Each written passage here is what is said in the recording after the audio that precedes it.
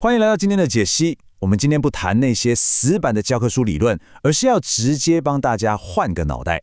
想象一下，我们现在穿上了华尔街顶尖基金经理人的西装，用他们的视角来治好你在这种极端牛市，也就是所谓疯狂第五波里面的焦虑症。如果你看着现在的盘势，觉得又兴奋又害怕，那这份解说绝对是你现在最需要的求生指南。今天我们要聊的内容很扎实，从逃离散户常踩的牛市陷阱开始，接着带你认识颠覆传统的流动性哲学，最后会给你3个实战挑战，包含监控市场上中、极端停损纪律，还有如何集中重仓出击。我们直接开始吧。首先来到第一部分，逃离极端牛市陷阱，打破自动驾驶的焦虑。大家一定都很懂这种感觉，对吧？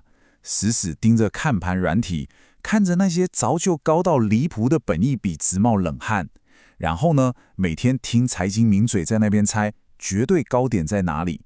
你心里其实怕得要死，怕突然崩盘资产归零，但同时又被那种错失恐惧症，也就是大家常说的 FOMO 紧紧勒住，生怕自己错过最后一段喷出行径。其实这背后有个很残酷的真相，大家常犯的散户陷阱，就是死盯着过去的财报，一直猜头部，或是为了所谓的安全感去盲目分散投资。但老实说，在这种群体狂热的泡沫末期，传统的估值模型早就完全失效了。如果你还死抱着这些旧观念，当派对音乐停止的那一刻，我保证你绝对会是留在原地洗碗负责买单的那最后一个人。接着我们进入第二部分，颠覆性的流动性哲学，来看看德鲁克·米勒的典范转移。来看这位传奇大佬的超狂记录。1992年，斯丹利·德鲁克·米勒跟乔治·索罗斯联手放空英镑，大赚超过10亿美元，直接把英格兰银行给打趴了。更夸张的是，他操盘杜坑资本将近30年，交出了年化报酬率大约30%的奇迹成绩单。但最不可思议的是，他的职业生涯居然是0单一年度亏损。你没听错，整整30年，从来没有任何一年是赔钱收场的。这真的是太神了。那他是怎么做到的？关键就在这一句足以打碎你三观的名言：盈余并不会推动整体市场，联准会才会推动市场的是流动性。所以拜托，别再对着财报上的美股盈余钻牛角尖了。在极端市场里，真正握有生杀大权的是联准会的态度，是市场上的钱到底够不够。他把这套心法叫做流动性与催化剂理论。简单来说，估值的高低只能告诉你，当某个催化剂发酵时，股价有可能会涨多远。但是你永远不能用估值来抓进出场时机。市场的方向跟时机100%是由流动性决定的。我们来看他在2000年网络泡沫是怎么神操作的，这完美展现了他那种极度可怕的心理弹性。1999年初，他觉得科技股太贵，提早放空，结果惨赔6亿美元，一般人早就崩溃了吧？但他没有，他马上认错，放下自尊，反手做多科技股，结果跟着狂热行情大赚几十亿美元。然后就在2000年大崩盘前，他闻到了流动性不对劲的味道，漂亮地全部获利了结，保住了他完美的不败金身。这就是顺应流动性的最高境界。好，那要怎么把这套搬到我们身上？来到第3部分，挑战1，监控3大丧钟，建立你的宏观雷达。接下来的实战大纲有3个步骤：精通监控市场的3大丧钟，执行无情的停损纪律，最后是掌握集中重仓出击的艺术。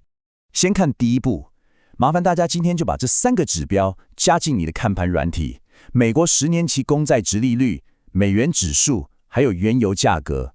这就是德鲁克·米勒眼中的市场3大丧钟。为什么？因为当利率上升，美元转强，油价大涨，这每一个都在把市场上的热钱给狠狠抽走。这里最致命的逻辑是，如果这3个宏观变数同时往上飙，代表什么？代表流动性正在快速蒸发，这绝对是红色警戒。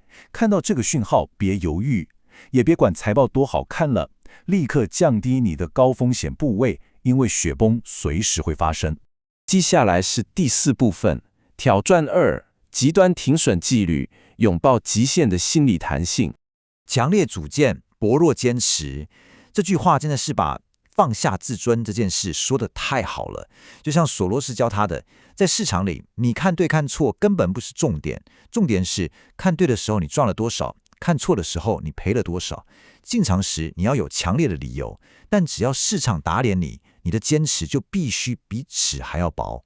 我现在要请大家诚实面对一下自己目前套牢亏钱的部位，扪心自问，如果我今天手上一张股票都没有，全是满满的现金，我还会想用现在这个价格买进这档股票吗？如果你的答案是不会，那拜托，你现在唯一该做的就是手起刀落、干净利落的认赔杀出。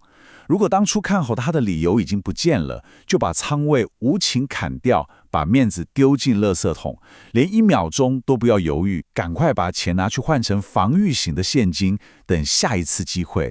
最后来到第5部分，挑战3：集中冲仓出击，大注法则的艺术。很多人喜欢把钱平均撒在50档平庸的股票上，商学院可能也将教你分散风险，但老实说，这通常只会给你一种虚假的安全感。你必须狠下心清理投资组合，把子弹集中在极少数你有高度信念而且有强大催化剂的核心标的上面，这才是你能在市场存活的真正护城河。总结来说，这是一套狙击首等级的执行法则。第一，找出能定义时代的巨大催化剂，像是 AI 基础建设或是能源转型。第二，像头孤狼一样耐心等那个完美的击球点。第三，当流动性大放水的顺风吹来，你要敢重压。最后一点最关键，当你的宏观雷达，也就是刚刚说的3大上钟响起时，你必须能在1秒钟内果断撤退。解析到这边差不多要告一段落了。